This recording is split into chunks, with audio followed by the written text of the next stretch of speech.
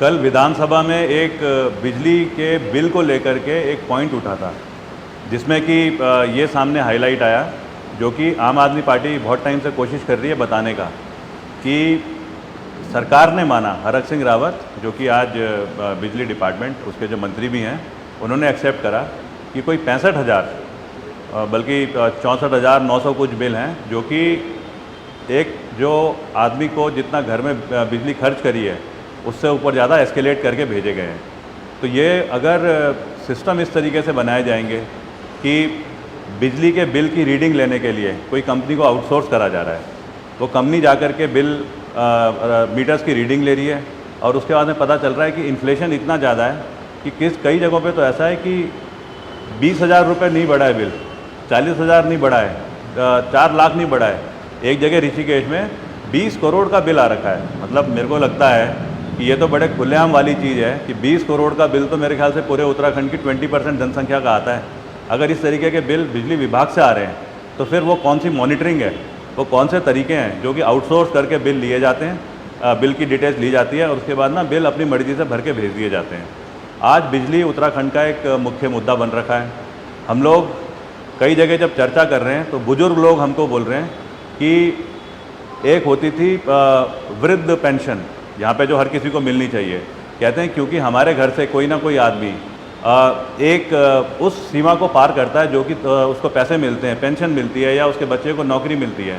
कहते हैं हमको ना ये पेंशन नहीं मिलती, अगर हमें बिजली के बिल भी माफ़ कर दिया जाएँ तो हम फिर भी अपने गाँव में रह सकते हैं। मेरा बोलने का मतलब ये है, आज बिजली ऐसा मुद्दा है जो कि साइलेंट ज़रूर है, लेकिन उसकी एक्सेप्टेबिलिटी ना इस तरीके से देखी जा सकती है कि आम आदमी पार्टी जब बिजली का रजिस्ट्रेशन करा रही है कि पार्टी पावर में आएगी तो कैसे 300 यूनिट बिजली देगी, उसकी जो रजिस्ट्रेशन की जो नंबर हैं, लोगों ने जो अभी तक रजिस्ट्रेशन करा दिए हैं 10 लाख से ऊपर क्रॉस कर चुका है।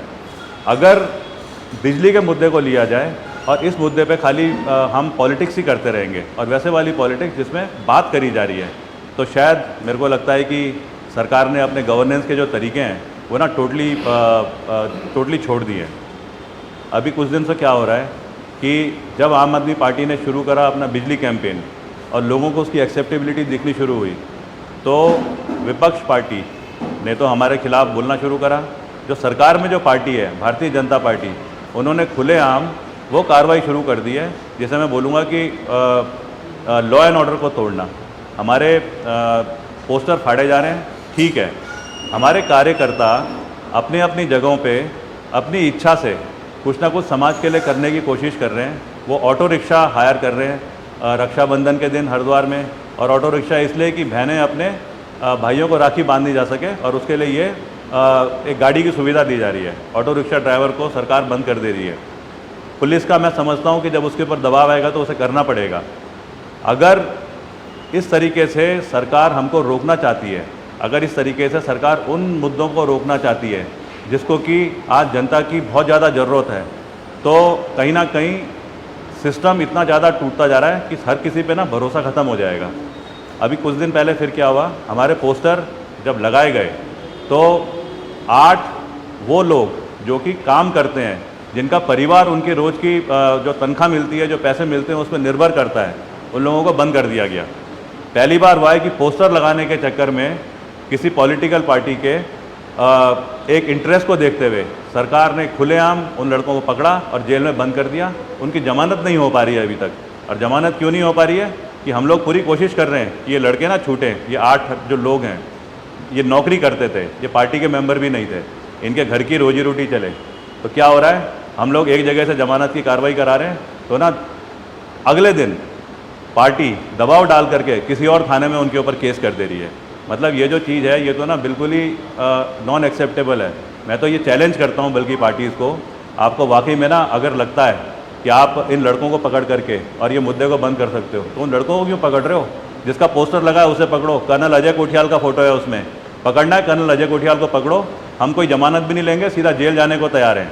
लेकिन ये जो बिजली का जो मुद्दा है, इस मुद्दे को लेकर के ये जो आम आदमी पार्टी के मुद्दे हैं जिनको लेकर के मैं आगे बढ़ रहा हूँ, इसमें अगर 1 बार 2 बार 3 बार भी जेल जाना पड़े ना, तो आपको लगेगा शायद कि आप हमें तोड़ दोगे। तोड़ नहीं पाओगे, हमारी ताकत को बढ़ाओगे। और हम इसको चैलेंज के साथ बोल रहे हैं कि आप इन लड़कों को छोड़ो और हमको बंद करो। आप लोगों को कहीं ना कहीं सुकून की जगह नेगेटिव फीलिंग मिलेगी। ये आज हमारा पॉइंट था।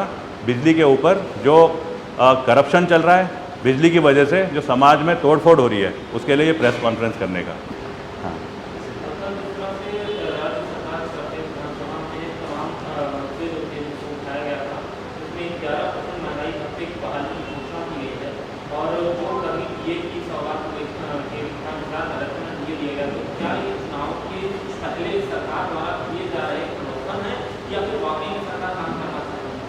मेरे को आइडिया नहीं है सरकार किस तरीके से ये कार्रवाई कर रही है, क्योंकि 4.5 साल में तो कोई ऐसे पॉइंट आए नहीं कि सरकार जिसे बोलते हैं इफेक्टिव गुड गवर्नेंस, उसमें अपने जो कोई जो ऑर्डर्स पास करती है, गवर्नमेंट ऑर्डर पास करती है कैबिनेट से अप्रूवल के बाद में, जब अपने बजट को देखती है, 4.5 साल में गवर्नमेंट नहीं कर पाई।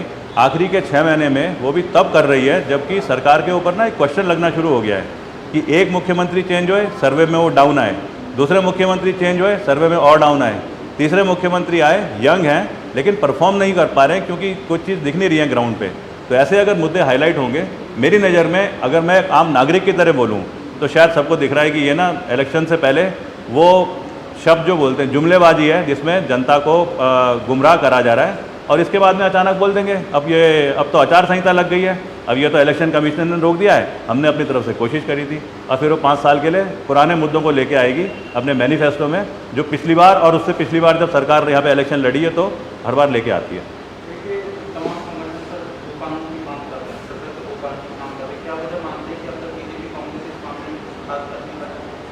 देखो भू कानून ना अगर मैं बोलूँ भू कानून के बारे में तो इसमें ना कोई बहुत बड़ी चीज़ नहीं है। भू कानून तो यहाँ पे लागू हो रखा था। जो मेरे को समझ में आई है, जो लोग वाकई में शुभचिंतक हैं उत्तराखंड की तरक्की की तरफ, जो कि आंदोलनकारी जिन्होंने अपनी जान लगाई उत्तराखंड को यूपी से अलग करने में, उन्होंने काफ़ी पॉइंट्स इकट्ठे कर रखे हैं। उन्होंने मेरे को बड़ी सिंपल सी भाषा में एक चीज़ समझाई है कि भू कानून लागू होना चाहिए, भू कानून लागू होना चाहिए। ये तो मुद्दा ही नहीं है। भू कानून तो यहाँ पर लागू था, एक संशोधन की वजह से भू कानून कैंसिल हो गया है, भू कानून में रुकावट आ गई है। ये 2018 का अपने त्रिवेंद्र रावत जी की सरकार के टाइम का लाया हुआ संशोधन है। उस संशोधन को हटा दो। संशोधन को हटाने के लिए कोई फ़र्क ही नहीं पड़ता है। ना आपको कोई कैबिनेट कमेटी की ज़रूरत है, ना आपको कहीं पार्लियामेंट में जाकर के इसको अप्रूवल कराने की ज़रूरत है विधानसभा में। आपने खाली उस संशोधन को हटाना है और भू कानून ना वैसे का वैसे लागू हो जाएगा। हाँ, बात होती है भू कानून को मजबूत करने की। अगर वो पुराने वाले शेप में आ जाए तो भू कानून को मजबूत करने के लिए हमें ये चीज़ें सोचनी है। ऐसा ना हो कि भू कानून लागू हो रखा है लेकिन कोई और कानून बनाया जाए जो बनाने की वजह से भू कानून को बाईपास करके आज भी हम ज़मीन बेच सकें। उदाहरण के तौर पे अभी 2-3 साल पहले यहाँ पे इन्वेस्टर समिट हुई थी।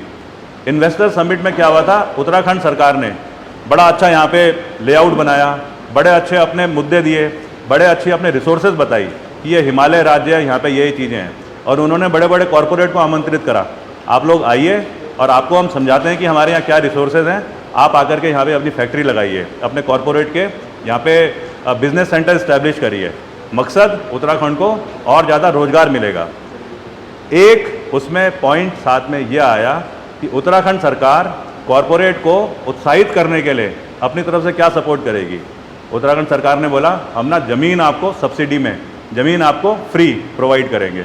अब आप देखिए, यही भू कानून, मान लो भू कानून इफेक्टिवली लागू हो जाता है और दोबारा कॉरपोरेट को बुला करके ऐसी कहानी बताई जाती है। कॉरपोरेट आकर के ज़मीन खरीद लेते हैं, फैक्ट्री तो लगाते नहीं है, जैसे 3 साल से अभी तक एक भी फैक्ट्री नहीं लगी है, लेकिन ज़मीन उन्होंने ले ली है।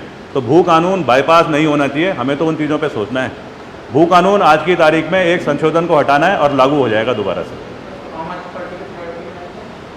भू कानून तो आज एक वो मुद्दा है कि मैं भी चाहता हूँ कि मतलब मैं उत्तराखंड का रहने वाला हूँ, पहले मैं यूपी का रहने वाला था। जब उत्तराखंड यूपी से अलग नहीं हुआ था तब मैं अपने को यूपी वाला बोलता था, आज मैं अपने को उत्तराखंडी बोलता हूँ। मेरे को गर्व होता है उसमें। अगर मेरे पास तो ज़मीन ही नहीं रहेगी तो फिर कैसे मैं कर पाऊँगा। मैं जो फौज छोड़ करके आ रखा हूँ, आम आदमी पार्टी जो मेरे को समझा रही है तरीके गवर्नेंस के और मेरे को अच्छे तरीके से समझ आ रही हैं, अगर अपनी ज़मीन ही हम नहीं ले पाएंगे तो फिर करेंगे क्या। आम आदमी पार्टी के तो सबसे इंपॉर्टेंट मुद्दों में से है भू कानून को, संशोधन को हटाना और उसके बाद में भू कानून को और इफेक्टिव और स्ट्रॉन्ग कैसे बनाना।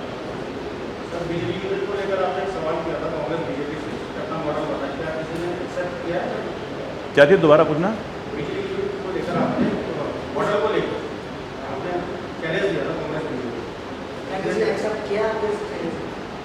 मेरे को लगता नहीं है वो एक्सेप्ट करेंगे, क्योंकि मेरे से ना कुछ लोग पूछ रहे हैं कि जो बिजली के आप रजिस्ट्रेशन करा रहे हैं उस रजिस्ट्रेशन का क्या असर आ रहा है।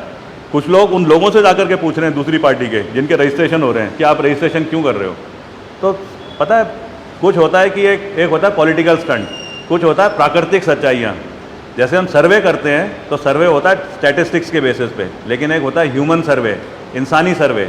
मैं इंसानी सर्वे जो कि देख करके लगता है और लोगों से जो इनपुट आ रही है उसको देख के जो समझ में आता है।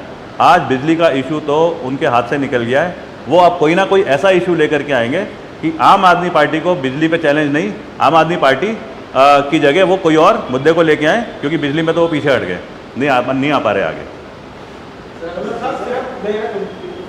दिल्ली के पीछे पड़े हो, क्या दिल्ली की किलों पूरी संगम की दुनिया खत्म हो गई जो उत्तराखंड की दुनिया खत्म करने आ रहा हो? दोबारा बोलना, आप थोड़ा इसको हटा के बोलेंगे तो क्लियर रहेगा। दिल्ली के मुद्दे पे लगे हो आप, क्या दिल्ली की किलोपुरी संगम गोविंदपुरी की दुनिया खत्म कर दी आम आदमी पार्टी ने जो उत्तराखंड के आए हो? देखो, बिजली का मुद्दा तो एक बहुत इंपॉर्टेंट मुद्दा है। हम इसे किसी ऐसे बच्चे की तरह नहीं समझाना चाहते कि बिजली का मुद्दा हो गया हम दे देंगे फ्री। हम घर घर में जाकर के जब समझा रहे हैं कि किस प्रकार से बिजली के मुद्दे को 300 यूनिट बिजलियाँ जो देनी है उस पर आप लोगों को प्रोवाइड करी जाएगी। अगर एक करोड़ प्लस की जनसंख्या उत्तराखंड की, यहाँ पे 25 से 30 लाख परिवार रहते हैं, उसको तो हम एक दिन में तो नहीं समझाएंगे ना, एक महीने कम से कम हमें समझाने में लगेगा, उसके बाद हम अगले मुद्दे में आएंगे। लेकिन कोई भी चीज़ हम शॉर्टकट के तौर पे नहीं बोलेंगे कि भैया ये 5 पॉइंट है, इन 5 पॉइंट को हम करेंगे जब सरकार आएगी। हम हर पॉइंट के बारे में समझाएंगे कि जब सरकार आएगी तो ये आपके सामने होगा। जैसे हम अब उसके बाद ना जब स्कूल का मुद्दा करेंगे या हेल्थ का मुद्दा करेंगे तो हम खाली ये नहीं बोलेंगे कि हम हेल्थ फ्री कर देंगे, हम ये नहीं बोलेंगे कि स्कूल की ये सुविधाएं होंगी, हम तुलनात्मक दिखाएंगे, समझाएंगे कि वाकई में पहले दिल्ली में स्कूल कैसे होते थे, उत्तराखंड में स्कूल कैसे होते थे, दिल्ली में आज स्कूल कैसे हो गए हैं, उत्तराखंड में कैसे हो गए हैं, दिल्ली में स्कूल के सब्जेक्ट में क्या क्या पढ़ाया जाता है, उत्तराखंड में क्या पढ़ाया जाता है, पढ़ाने के तरीके। तो एजुकेशन इतना छोटा मुद्दा थोड़ी है, खाली हमने बोल दिया, हमें समझाना है, तब जाकर के तो जनता समझेगी कि वाकई में ये पार्टी आ रही है तीसरे विकल्प के तौर पे। इस पार्टी में वाकई में दम है, इस पार्टी में वाकई में सोच है। अजय कोठियाल जिसने फौज छोड़ करके ज्वाइन करी है उसने वाकई में समझदारी से ये पार्टी ज्वाइन करेगी, ये जनता को समझाना भी है हमने।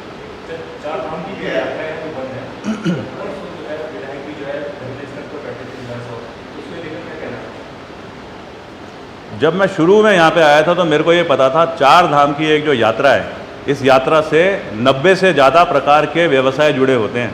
खाली ये नहीं है कि होटल, खाली ये नहीं है तीर्थ पुरोहित, ये नहीं है कि टैक्सी। उसमें यहाँ तक लोगों ने एनालिसिस कर रखा है कि टैक्सी जब चलती है तो पेट्रोल पंप में पेट्रोल डलता है। पेट्रोल डालने में 3 प्रकार के लोग होते हैं, एक वो बिल काटता है, एक होता है जो भरता है, एक होता है जो सफाई करके रखता है। वहाँ पे जो है गाड़ियाँ जब चलती हैं तो टायर पंचर होते हैं। तो जैसे अगर आप चलो रुद्रप्रयाग से लेकर के और केदारनाथ तक के लिए, तो बीच में जगह पड़ती है अगस्त मुनि से पहले तिलवाड़ा।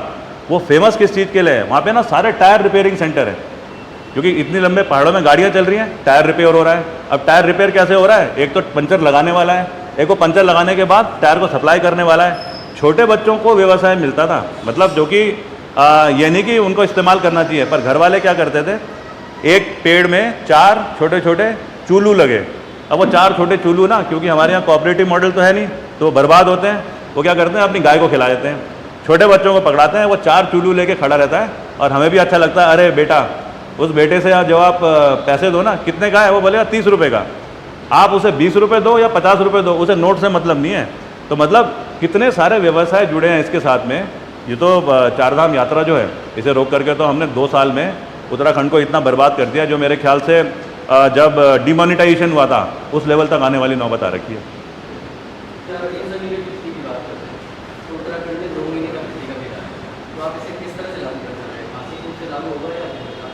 देखो, ये तो 2 महीने का तो ना एक वो है कि ऑफिस फंक्शनिंग का तरीका है कि 1 महीने में 2 महीने में 2, पहली 100 यूनिट कितने रुपए की लगेगी, पहाड़ों में कितने की होगी, ये सब है सिस्टम उस चीज़ के लिए कि कैसे आप फंक्शनिंग कर सको।